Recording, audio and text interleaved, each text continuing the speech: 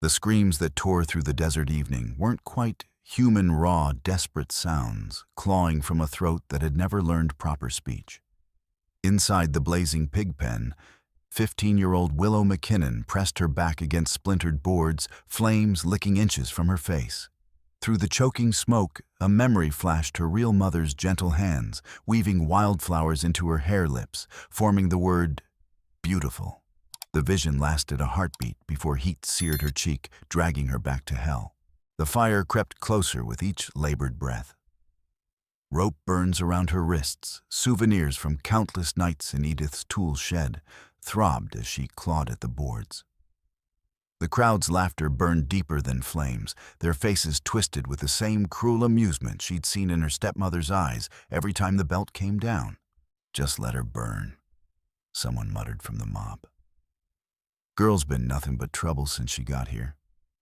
Orange light reflected in their eyes like tiny hells, and Willow realized she was witnessing something worse than cruelty, a town's soul being consumed by its own indifference. From the crowd's edge, a voice cut through crackling flames. "Water, someone get water now." But the Apache warrior's words fell on ears as deaf as the girl they were meant to save. 3 months earlier, Willow had arrived in Bitter Creek, like a broken-winged bird, silent, hollow-eyed, carrying invisible wounds deeper than bone. Her father, James McKinnon, had deposited her with his new wife, like unwanted baggage, before chasing silver dreams in Arizona territory. Edith McKinnon stood 6 feet tall in her boots, with cheekbones sharp enough to cut glass and eyes like winter storms. She'd married James for promises of mining wealth, not to inherit his defective daughter. "You'll earn your keep or find yourself buzzard food." Edith had declared that first morning, her lips moving in exaggerated shapes that made Willow's head ache. When the girl's attempt at scrubbing the porch failed impossible standards, Edith dragged her to the root cellar by her hair. The darkness was complete, thick with rotting potatoes and fear. But silence tortured her most, not the absence of sound she'd known all her life, but terrible knowledge that no one would hear her, even if she could scream. The tool shed became her regular prison after that, a sweltering coffin reeking of turpentine and rust. Sometimes her crime was spilling water, sometimes walking too heavily across creaking floors, often simply existing in Edith's sight. Bitter Creek's good people knew, of course. Mrs. Henderson at the Mercantile saw bruises beneath long sleeves in summer heat. Dr. Morrison noted suspicious accidents, bringing the girl to his office. Miss Patterson tried including Willow in lessons until Edith snarled about wasting good learning on damaged goods. But knowing and acting were different beasts in a town where survival meant minding your own business, all except one man. Nantan Blackhorse had drifted into Bitter Creek 2 years prior, carrying nothing but clothes on his back and ghosts that followed like smoke. Apache-born and cavalry-trained, he'd fought in the last Indian Wars before choosing exile among whites rather than reservation life. The decision left him trusted by neither side too Indian, for settlers too much a sellout for his own people. At 32, he was lean as a wolf and twice as dangerous, with scars mapping every battle survived.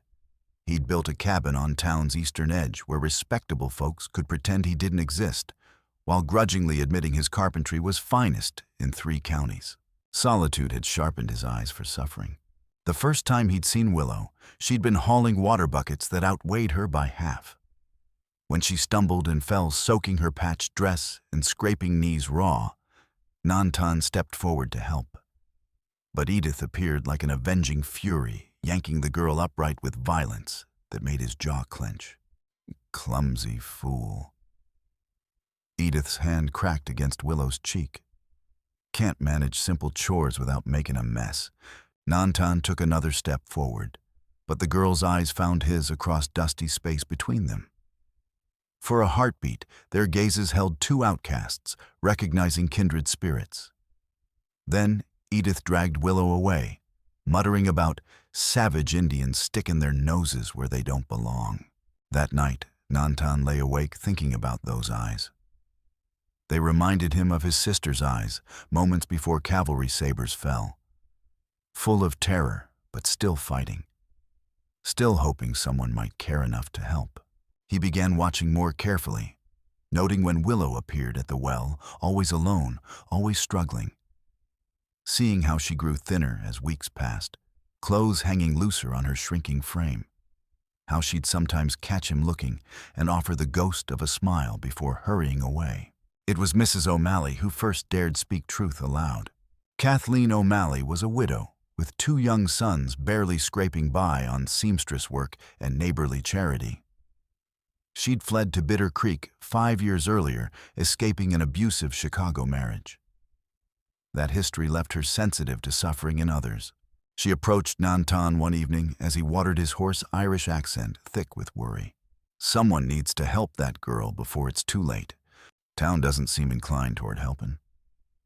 Town's full of cowards who'd rather look away than get their hands dirty. Green eyes flashed with anger. But that doesn't mean we have to be. They talked quietly as sunset painted the desert red, sharing observations that painted a grim picture. Mrs. O'Malley had seen Willow stealing scraps from restaurant garbage. Nantan noticed how the girl never appeared without long sleeves, even in blazing heat. Together, they pieced together Edith's cruelty. But talking and acting were different creatures. In a town where an Apache warrior was barely tolerated and an Irish widow viewed with suspicion, neither had social standing to challenge a respectable married woman. All they could do was watch and wait and hope for a chance to help. That chance came at the spring fair when Bitter Creek's rigid barriers loosened enough to allow genuine celebration. The spring fair transformed Bitter Creek's dusty square into something approaching festive. Families gathered around makeshift booths, selling Mrs. Henderson's preserves and hand-carved toys. Fiddle music filled the air with rare joy, and for once the town's harsh edges seemed softened. Willow trailed behind Edith like a shadow, careful to stay close enough to avoid punishment, but far enough to not invite criticism. She wore her one decent dress, faded blue calico from some long-dead relative, and kept scarred hands folded to hide rope burns. The music she couldn't hear, but felt its rhythm in plank boards beneath her feet. For a moment, she imagined belonging to such a scene, having friends to laugh with, food to share freely, family that didn't see her as burden. The fantasy shattered when rough hands shoved her hard between shoulder blades. Well, looky here, if it ain't the town dummy. Tommy Carlyle stood behind her, flanked by his usual pack. At 17, he was the sheriff's son, carrying himself with arrogance that came from knowing Daddy's badge provided protection. Tall and raw-boned, with pale eyes, glittering cruel amusement, he was the kind who pulled wings off flies before graduating to bigger prey. Willow stepped back, reading hostile intent in his posture without hearing words. She'd learned to recognize danger in shoulder sets, jaw angles, hand movements. Tommy's entire body screamed malice. "Look at her," he continued, voice carrying to the gathering crowd. "Can't even say howdy. What's the point of keeping something around that can't even talk?" His friends laughed, Jake Morrison, the doctor's nephew, Billy Hancock, whose father ran the biggest saloon, Pete Jenkins, the bank president's son. Boys handed everything who'd learned to value nothing. "Maybe she's got something to say but don't want to share it with us," Jake suggested with cruel grin. "That a dummy."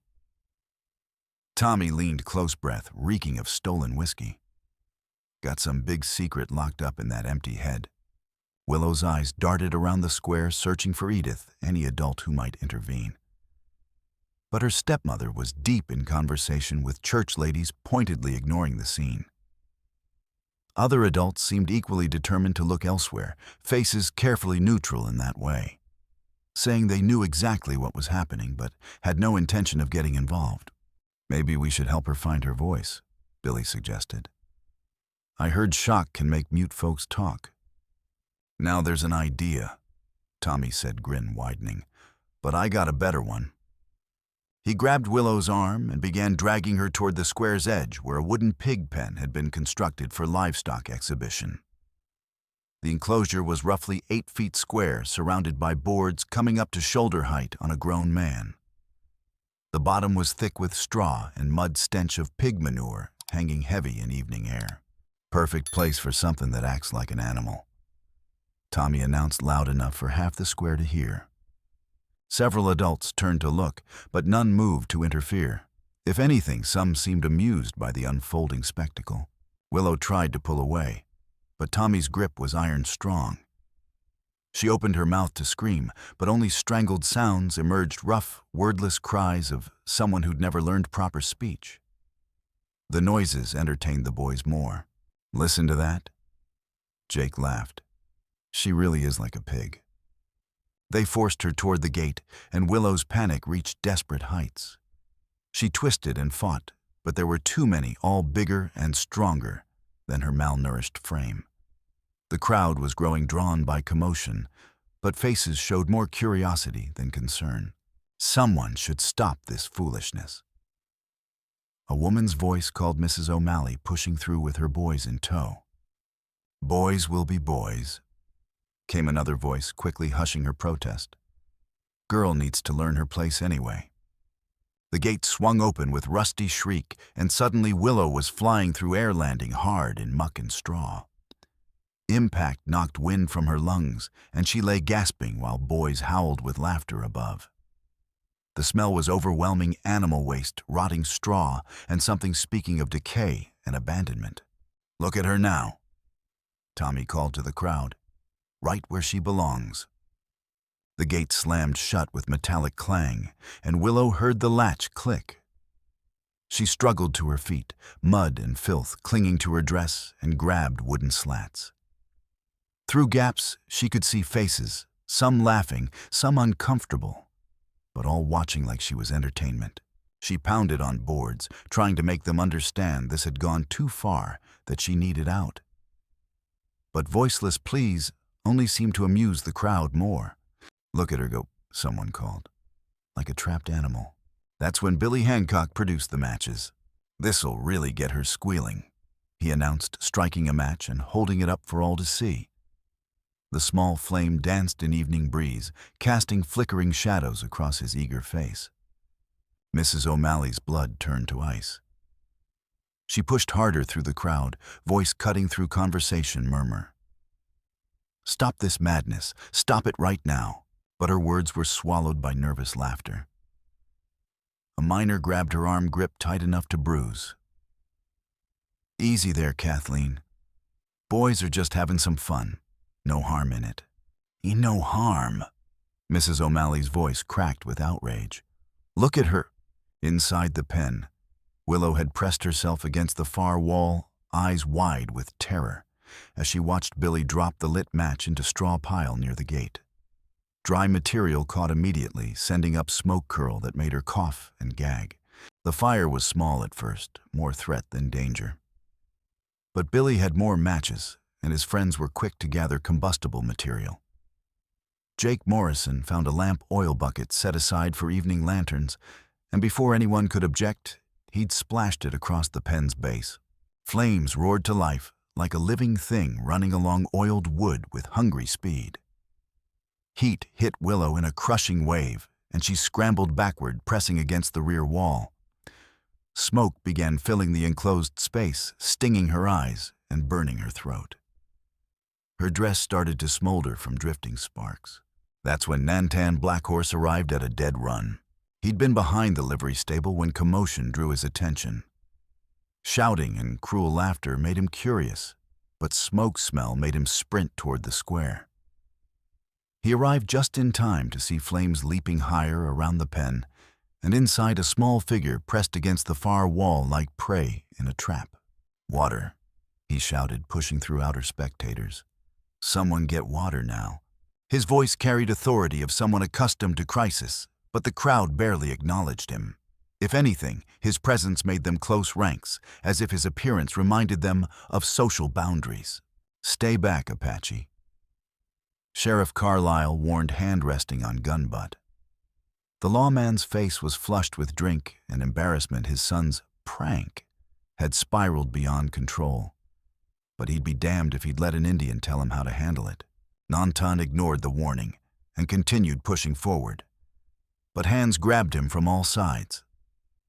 The same people who'd stood idle while a girl was tormented suddenly found energy to restrain the one person trying to help. "This here's white folks' business," growled Pete Morrison, the doctor's brother. "We don't need your kind interfering." Inside the pen, smoke was growing thicker.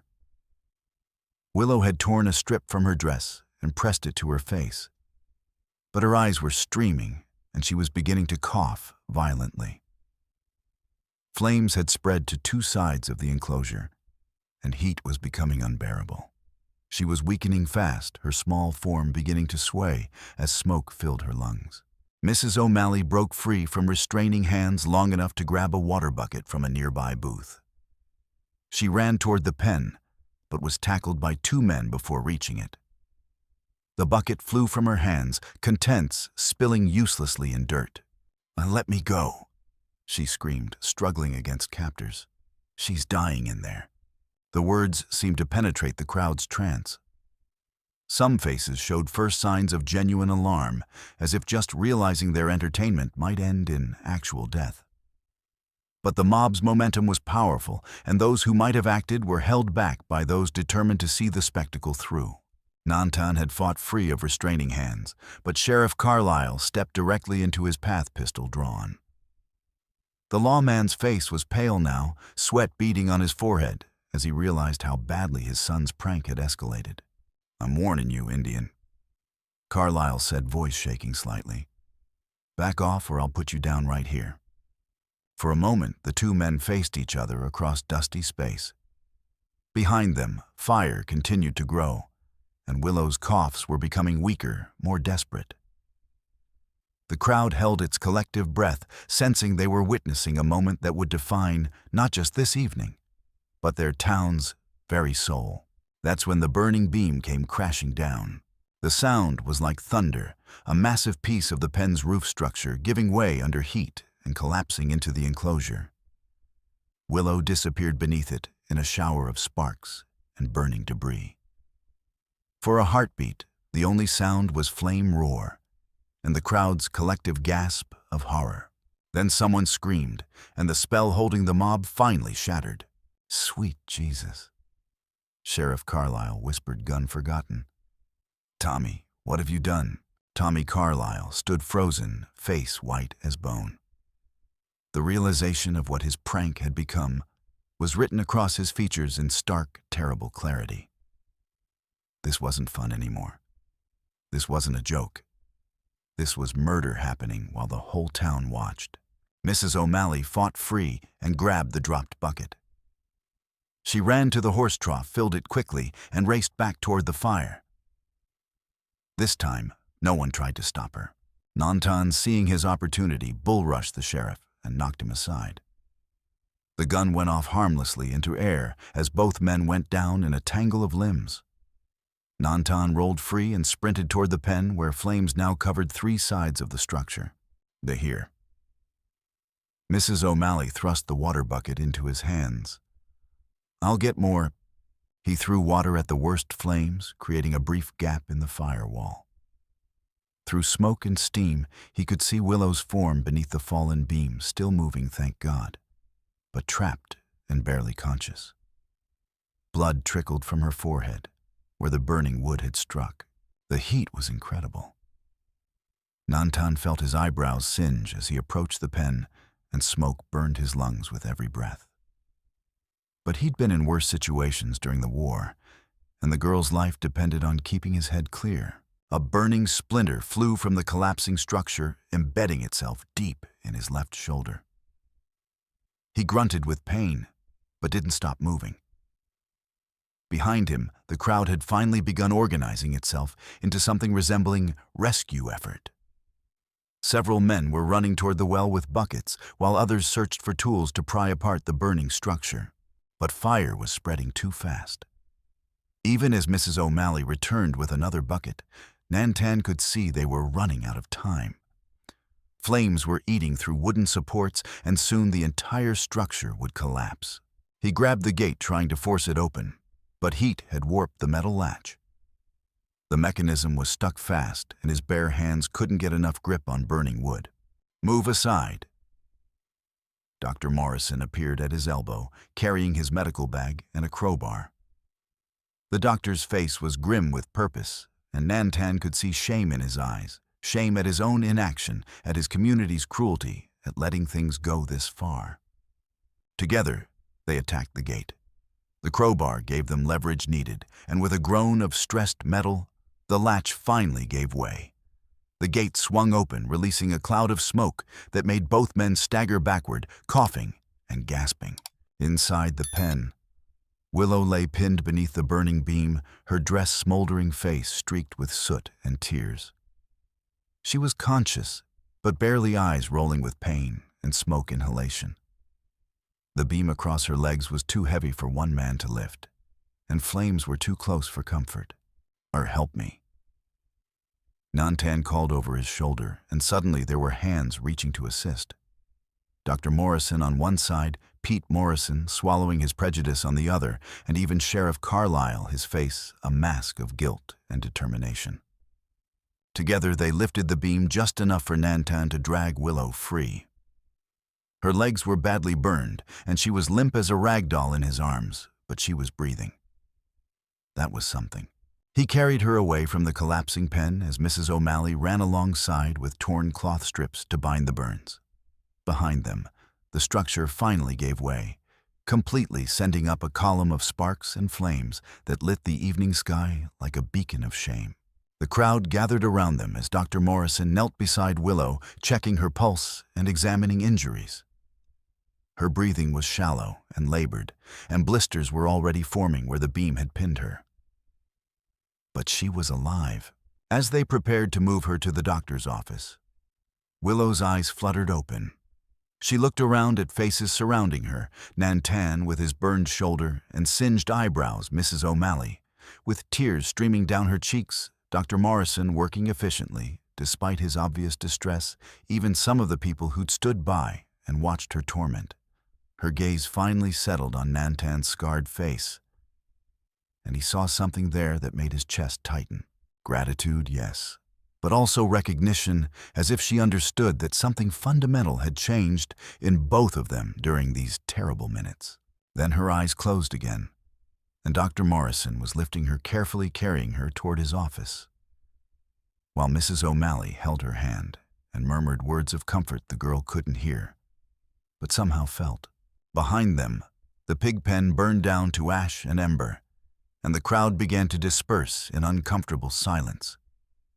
But the quiet that fell over Bitter Creek wasn't peaceful. It was heavy, oppressive silence of a community that had seen its own reflection in flames and found it wanting. Tommy Carlisle stood at the square's edge, staring at smoldering ruins of his prank. His friends had vanished into the crowd, leaving him alone with the weight of what they'd done. When his father approached, badge conspicuously absent from his shirt, Tommy finally spoke. "I didn't mean for..." His voice cracked. "We were just funning with her. I didn't think..." "That's the problem, son," Sheriff Carlisle said quietly. "None of us thought. And now we all got to live with what happened when we stopped thinking and started watching instead." In Dr. Morrison's office, as the doctor worked through the night to save Willow's life, Mrs. O'Malley never left her side. The burns would heal, though scars would remain. More concerning was lung damage from smoke inhalation. But the girl was strong, stronger than she looked. When Willow's eyes opened near dawn, she tried to sit up, searching for something. Mrs. O'Malley understood immediately. "He's fine," she said, knowing Willow could read lips somewhat. "Mr. Blackhorse is fine. You both are." It was the beginning of a new chapter for Bitter Creek. One written in ash and pain, but also in the recognition that communities could choose their character, that ordinary people could decide to be extraordinary when it mattered most. The confrontation with Edith McKinnon came 3 days later, when Willow was strong enough to sit up. Edith arrived at Dr. Morrison's office like an avenging angel face, twisted with righteous indignation. "I want my daughter back," she announced, pushing past Mrs. O'Malley. "Right now, this foolishness has gone on long enough. She's not medically ready for discharge. Dr. Morrison replied carefully. "The burns could still become infected." "I can tend her just fine in my own home," Edith snapped. "Better than she's been mollycoddled here. Girl's been spoiled rotten by all this attention." Willow pressed herself back against the pillow, eyes wide with terror. Without thinking, Mrs. O'Malley moved between the girl and her stepmother, body language clearly protective. "She's not going anywhere with you." Edith's laugh was harsh and bitter. "And what gives you the right to decide that Irish, last I checked, the girl belongs to me, legal and proper? She's not property." Mrs. O'Malley replied, accent thickening with emotion. "She's a child who nearly died because of your neglect." "My neglect?" Edith's voice rose to a screech. "I wasn't the one who locked her in that pen. You people did that, you and your precious Indian friend." The argument was interrupted by Deputy Marshal Frank Dobson's arrival, appointed by territorial authorities to restore order after Sheriff Carlisle's removal. Unlike his predecessor, Dobson showed no deference to local social hierarchies. "Ma'am," he said, stepping into the office, "I've been conducting interviews about the incident. Your treatment of this girl has come up in several testimonies. Disturbing testimonies. The legal battle was swift but decisive. With territorial backing and multiple witnesses to Edith's abuse, guardianship was transferred to Mrs. O'Malley within the month. Edith McKinnon left Bitter Creek without ceremony, claiming she needed to find her husband, but more likely fleeing neighbors' judgment. As Willow began to heal in her new home with Mrs. O'Malley and her boys Sean and Patrick, the town itself struggled with the fire's aftermath. Some people, genuinely shamed by what they'd witnessed, made efforts to change. Others remained resentful, nursing grievances and waiting for things to return to their previous order. The divide became more apparent as months passed. There were those who saw the fire as a wake-up call, a chance to build something better. And there were those who preferred the old ways where power protected its own, and the vulnerable were expected to suffer in silence. It was a tension that couldn't last indefinitely, and it came to a head in a way no one expected. The first sign of trouble came 6 months after the fire, when strangers began appearing in Bitter Creek. Hard men with cold eyes who asked too many questions about the town's Indian sympathizers and outside agitators. They claimed to be passing through, but lingered in saloons, spreading poison about communities that couldn't control their undesirable elements. The strangers were led by Colt Harrison, a former Confederate officer who'd spent years since Appomattox organizing vigilante groups across the Southwest. Tall and silver-haired with honey voice over broken glass, he preached racial purity and social order that found eager ears among Bitter Creek's more resentful citizens. "You got yourselves a problem here," Harrison told a gathering at Hancock's saloon, words carefully chosen to inflame existing tensions. "Town that lets Indians and foreigners dictate how decent white folks should live ain't a town much longer." His message resonated with men like Bill Hancock, still bitter that his son Billy had been forced to leave town after the fire. It found support among others who'd never accepted the changes that followed that terrible night, who saw Willow's survival and Nantan's heroism as threats to their rightful place in the social order. But Harrison's real target wasn't racial tensions, it was something more valuable. Bitter Creek sat at the intersection of 2 cattle trails and was rumored to be on the coming railroad route. Control of the town meant control of significant commerce, and Harrison had backers in Denver and San Francisco willing to pay handsomely for that control. Jake Morrison, now 18 and working as Deputy Marshal Dobson's assistant, began noticing patterns in the strangers' behavior. They weren't just spreading propaganda, they were gathering intelligence, mapping defenses, identifying key targets. When he shared observations with Dobson, the marshal's face grew grim. "They're planning something," Dobson concluded. "Question is what and when." But Jake Morrison was hiding a terrible secret. His father, Pete Morrison, had accumulated massive gambling debts over the past year, debts that Harrison's organization had quietly purchased. The choice presented to Jake was simple: help Harrison take control of Bitter Creek, or watch his father hang as an example to other debtors. Your old man owes us near $3,000. Harrison had told Jake in a private meeting behind the livery stable. That's a lot of money for a man who can't pay. A lot of folks in this territory have ended up dead over less. Jake's hands had shaken as Harrison showed him a photograph, his father bound and gagged in some unknown location. But you help us out, boy, and all that debt just disappears. Your daddy comes home safe, and you get a nice position in the new order we're going to establish here. The young man who'd once helped lock Willow in a burning pen now faced a choice that would define the rest of his life. He could betray his community to save his father, or watch the man who'd raised him die for his gambling addiction. It was a choice that tore at his soul every waking moment. The answer came on a hot August night, when fires began blooming across Bitter Creek like deadly flowers. The schoolhouse, the church, Mrs. O'Malley's boarding house, all targeted simultaneously in a coordinated attack, meant to spread defenders thin and create maximum chaos. But the arsonists had made a crucial mistake. In their intelligence gathering, they'd focused on official structures and missed informal networks of communication and mutual aid. When the first fire was spotted, word spread through the community faster than flames themselves. Nantan had been working late in his carpentry shop when he smelled smoke. By the time he reached Main Street, half the town was already mobilizing. Men formed bucket brigades, while women organized evacuation of threatened buildings. Children were gathered in safe areas while older boys rode hard to summon help from neighboring ranches.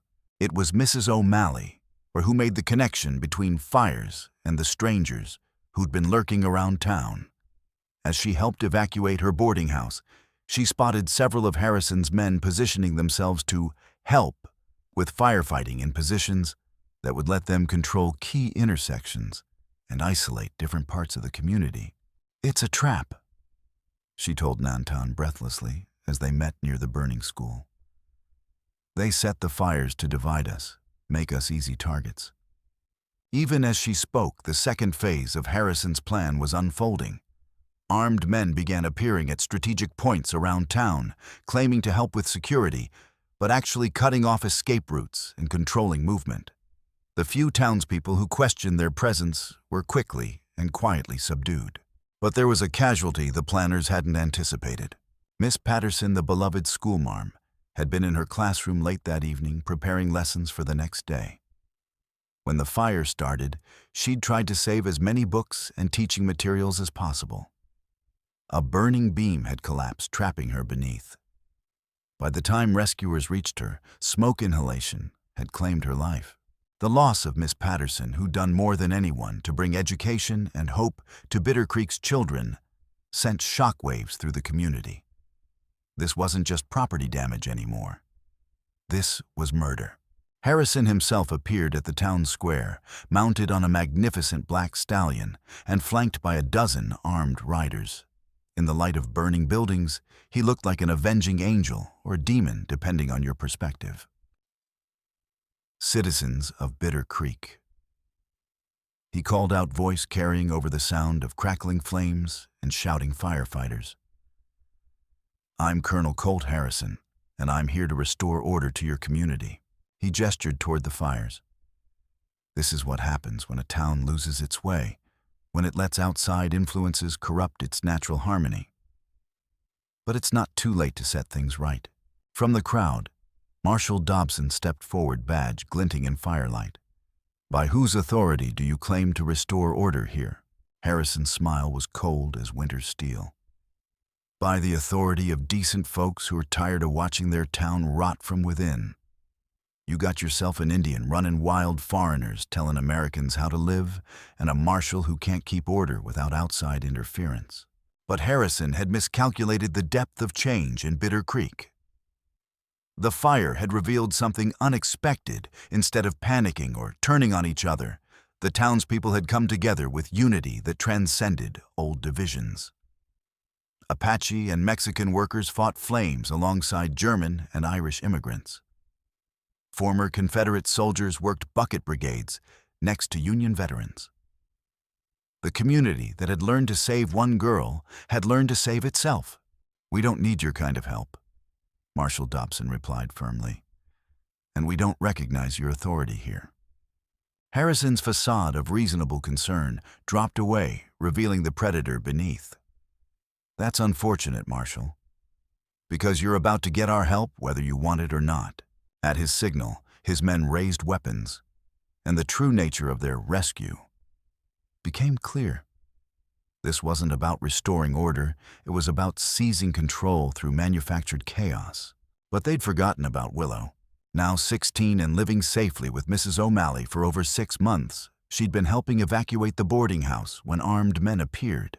Unlike adults focused on the immediate crisis, she'd noticed something that would change everything. Jake Morrison slipping away from the crowd, moving toward the telegraph office with suspicious urgency.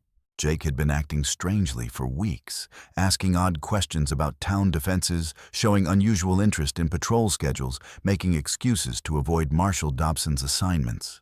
Now, as Harrison's men revealed their true intentions, she realized why. The betrayal hit her like a physical blow. She'd believed in redemption, in the possibility of change and second chances. Seeing Jake's treachery felt like watching all her hard-won faith in human goodness crumble to ash. But instead of despair, she felt something else rising in her chest, cold, clear anger that cut through confusion and doubt like a blade through silk. Jake's betrayal didn't prove people couldn't change. It proved some people chose not to, and those choices had consequences. Without hesitation, she began moving through chaos toward the telegraph office, using smoke and confusion to mask her approach. If Jake was trying to contact outside reinforcements for Harrison's group, she had to stop him. The telegraph office was a small building behind the general store, connected to the outside world by a single wire that carried Bitter Creek's voice to territorial authorities. In the chaos of fires, it had been forgotten by everyone, except Jake and now Willow. She reached the office just as Jake finished tapping out his message. Through the window, she could see him preparing to send what looked like a prearranged signal to Harrison's allies. For a moment, she hesitated. Confronting Jake meant revealing herself to danger, putting herself at risk for a community that had saved her, but might not understand her actions. It would be safer to slip away. Fine Marshal Dobson let adults handle the situation, but safety had never been her choice when others needed help.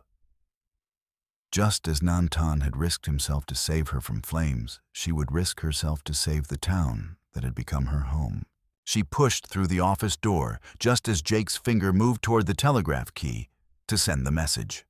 He spun around, face cycling through surprise guilt, and finally desperate calculation. "Willow, what are you—" He stopped, seeing knowledge in her eyes. "You don't understand. They got my pa. Harrison's got him, and if I don't do this, they'll kill him." She stared at him for a long moment, reading the fear and anguish and self-justification in his expression.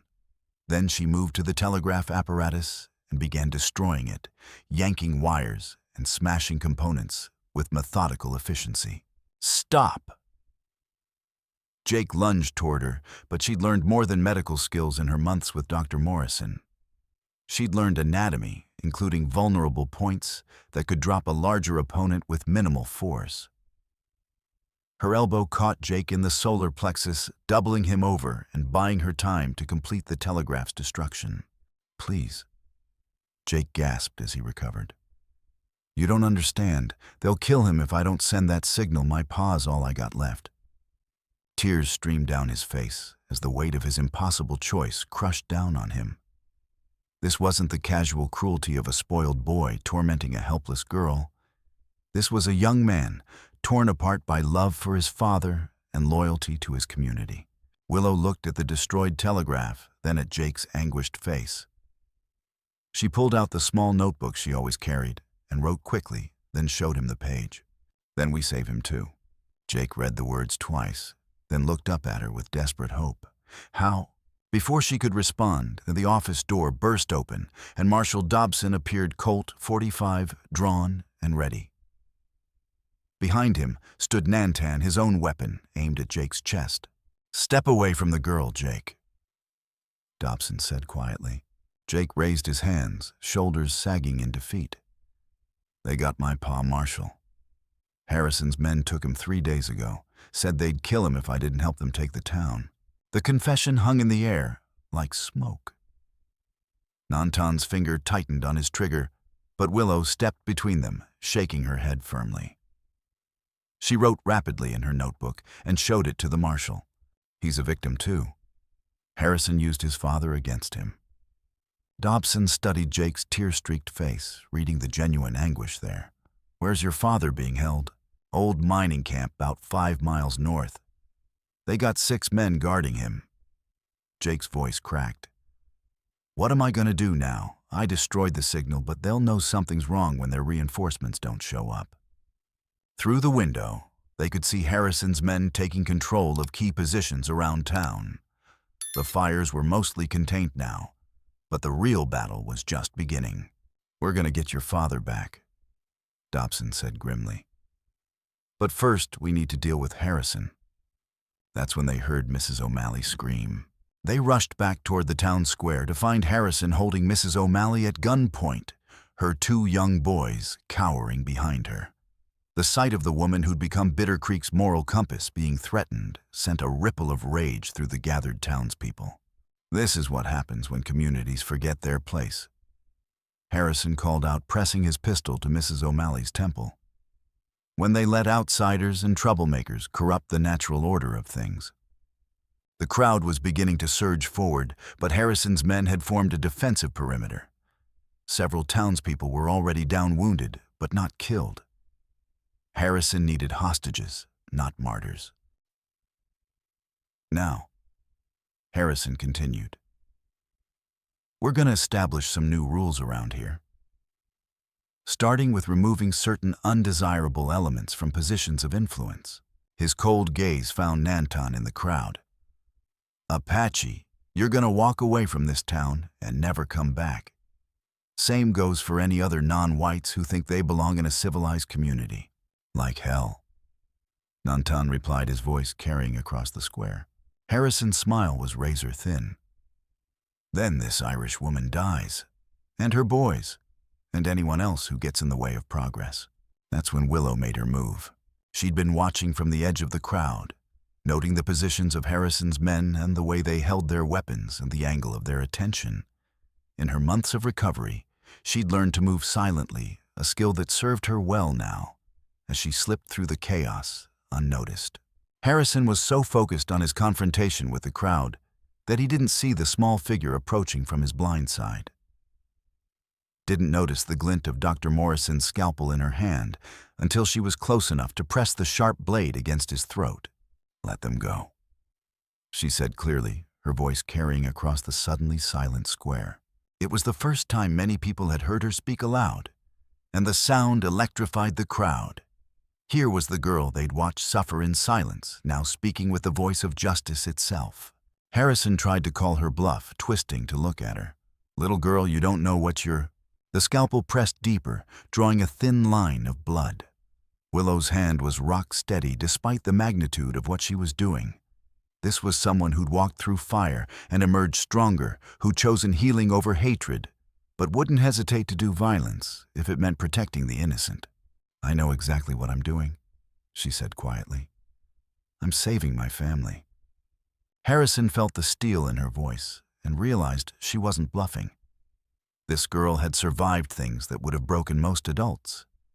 She'd learned that sometimes protecting others required terrible choices. But even as he released Mrs. O'Malley and her boys, Harrison had one final card to play. With lightning speed, he grabbed for the gun at his belt, intending to spin and shoot before Willow could react. He'd underestimated her completely. The scalpel moved like quicksilver, finding the nerve cluster in his wrist with surgical precision. Harrison's hand went numb instantly, the gun tumbling from nerveless fingers as he cried out in pain and shock. Before he could recover, Nantan was there tackling Harrison to the ground, while Marshal Dobson and his improvised posse moved in on the other gunmen. The fight was brief but decisive. Outnumbered and demoralized by their leader's capture, Harrison's men surrendered quickly. As the immediate danger passed, Willow found herself surrounded by townspeople who looked at her with something approaching awe. The silent girl who'd been their victim had become their protector. The wounded child had grown into a young woman of extraordinary courage. But she wasn't finished yet. "Jake." She called out, her voice carrying clearly across the square. "Time to get your father." The rescue mission to the mining camp was swift and surgical. With Jake providing inside knowledge of the layout and guard positions, Dobson's posse was able to approach undetected. The 6 men Harrison had left to guard Pete Morrison were more interested in drinking than maintaining proper security, a mistake that cost them their freedom, but not their lives. Pete Morrison was found bound and gagged in an old mine shaft, dehydrated and terrified, but otherwise unharmed. When Jake cut his bonds, the older man collapsed into his son's arms, both of them weeping with relief. "I'm sorry, Pa," Jake sobbed. "I'm so sorry I got you into this." "No, son," Pete replied, his voice hoarse from thirst and fear. "I got myself into this with my gambling. You tried to save me the only way you knew how." The reunion was interrupted by Marshal Dobson, who cleared his throat meaningfully. "We need to get back to town. There's still the matter of justice to be served." The return to Bitter Creek was a solemn procession. Harrison and his surviving men were bound and loaded into a wagon for transport to the territorial prison. Jake rode beside his father, the weight of his choices still heavy on his shoulders despite the successful rescue. As they crested the hill overlooking town, and they could see the damage from the night's events. The schoolhouse was a blackened ruin. The church would need extensive repairs, and smoke still rose from several other buildings. But the community itself had survived, perhaps even grown stronger through the trial. The real reckoning came at the town meeting held 3 days later. The meeting was held in the temporary schoolroom set up in the church basement, since both the regular venues had been damaged in the fires. Nearly every adult in Bitter Creek was present, along with many of the older children. The air was thick with tension and unresolved emotions. Harrison and his men had been hauled away to face territorial justice. But the question remained what to do about Jake Morrison. "Boy betrayed us all," said Bill Hancock, his voice thick with anger. "Helped them bastards burn down half our town. Should face the same justice as the rest of them." Murmurs of agreement rippled through the crowd.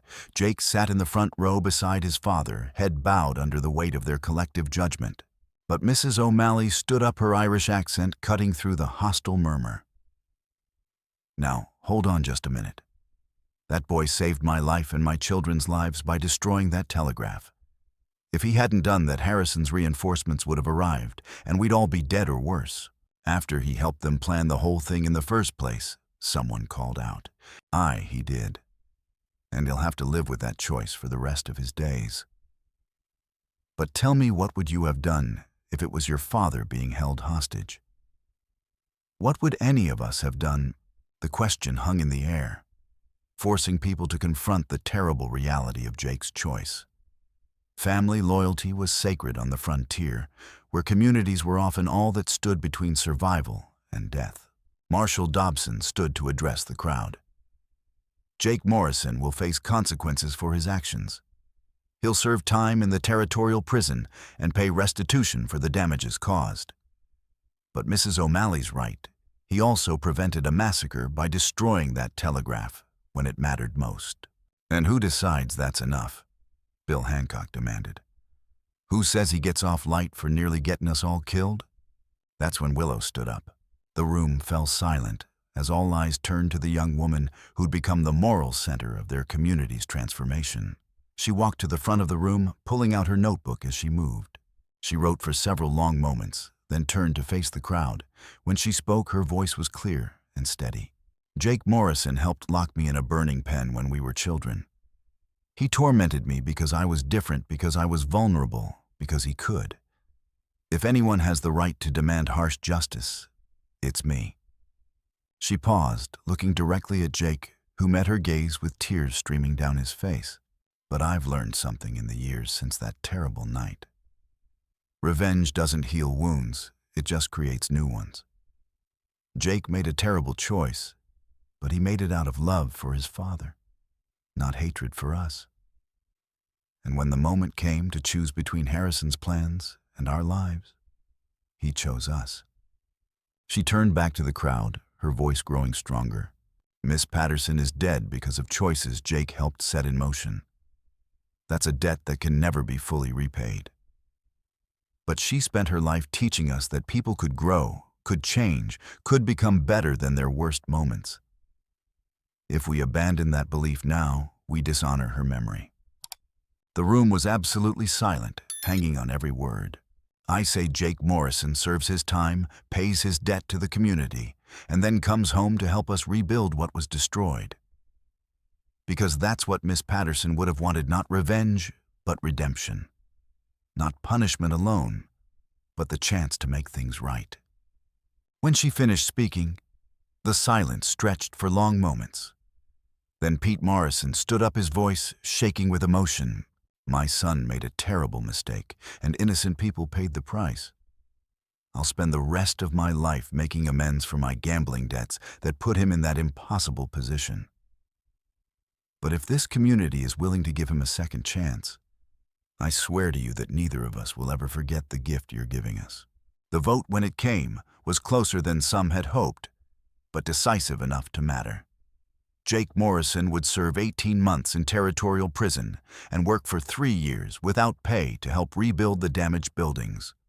Upon completion of his sentence, he would be welcomed back into the community as a full citizen.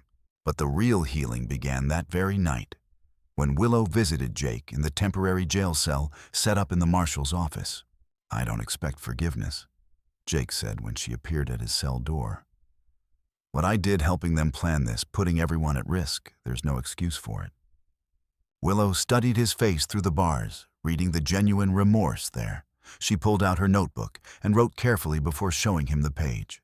Forgiveness isn't about excusing what you did.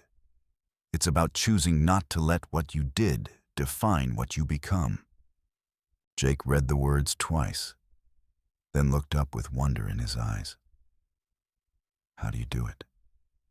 How do you find the strength to forgive people who've hurt you so badly? She wrote again.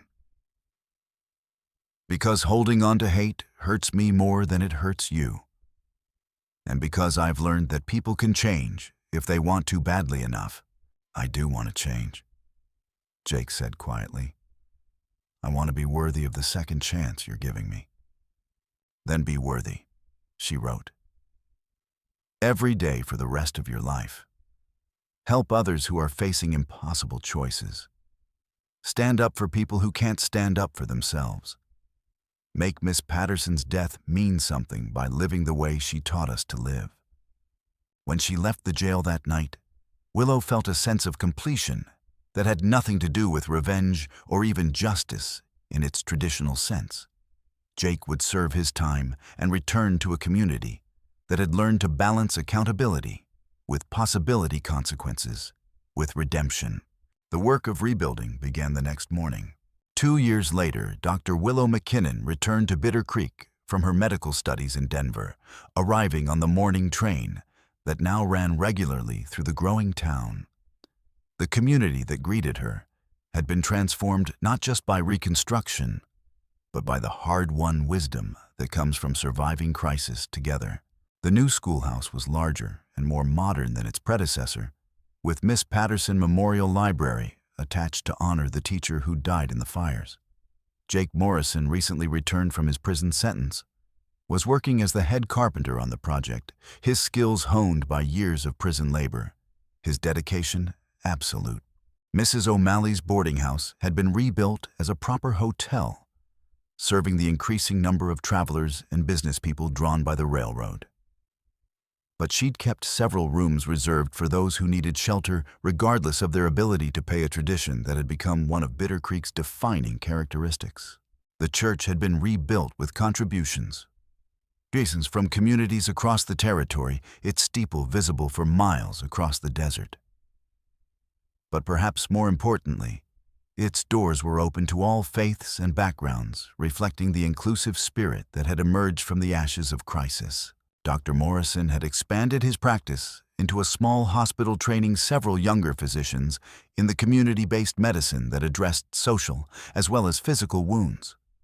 Pete Morrison, sober now, for over a year served as the hospital's administrator, his organizational skills finally put to positive use. Marshall Dobson had been promoted to territorial marshal, but continued to make Bitter Creek his home base.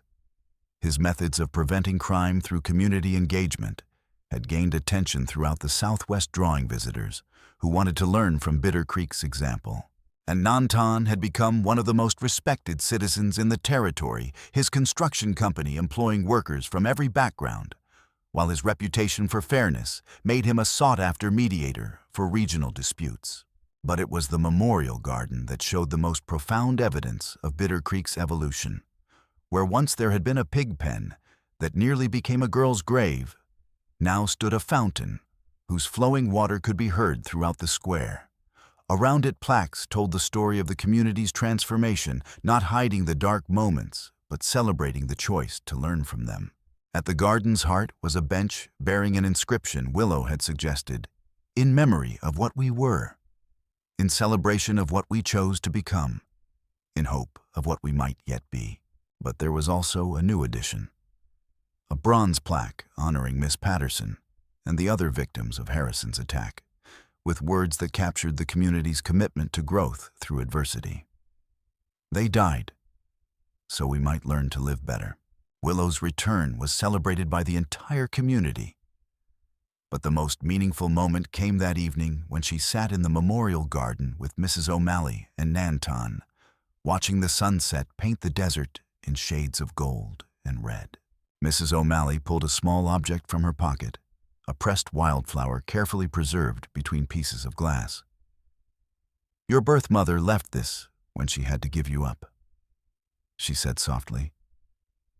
"I've been saving it for when you were ready." Willow took the flower with trembling hands, remembering suddenly the gentle touch of fingers weaving blossoms into her hair lips, forming words she couldn't hear, but somehow understood meant beautiful. The memory was complete, now healed by time and love, and the understanding that sometimes the deepest wounds could become sources of the greatest strength. "She'd be proud of who you've become," Nantan said quietly. "They all would, your birth mother, Miss Patterson, everyone who helped shape you into the person sitting here today." Willow nodded, tears streaming down her face as she held the flower up to catch the last rays of sunlight. Tomorrow, she would begin work establishing the regional medical center that would serve not just Bitter Creek, but the entire territory. She would train a new generation of frontier physicians in the art of healing communities as well as individuals. But tonight, it was enough to sit with the people who'd become her family, in the place that had taught her the difference between surviving and truly living, between existing and belonging, between being a victim and choosing to be a force for healing in a broken world. The scars on her legs had faded to thin white lines, barely visible in the garden's gentle lamplight. But the scars on her soul had transformed into something stronger, a deep well of compassion and resilience that seemed to grow rather than diminish. With each person she helped, each life, she touched each small victory against suffering and despair. Dr. Willow McKinnon of Bitter Creek had come home, and home had become a place where everyone belonged, where everyone mattered, where everyone had the chance to become their best possible selves. The work would continue, one patient at a time, one choice at a time. One act of extraordinary courage disguised as ordinary decency. In the end, that was the true lesson of Bitter Creek. Not that perfect communities existed, but that imperfect people could choose to build something better than what they'd inherited. And in making that choice again and again, day after day, they could create places where the vulnerable were protected, where difference was celebrated, where hope always had the final word over despair. The desert wind whispered through the memorial garden, carrying with it the promise of new dawns and endless possibilities. And in a small frontier town, that had learned to transform its greatest shame into its greatest strength. The future stretched ahead, like an open road full of healing and hope, and the quiet courage of ordinary people choosing to do extraordinary things.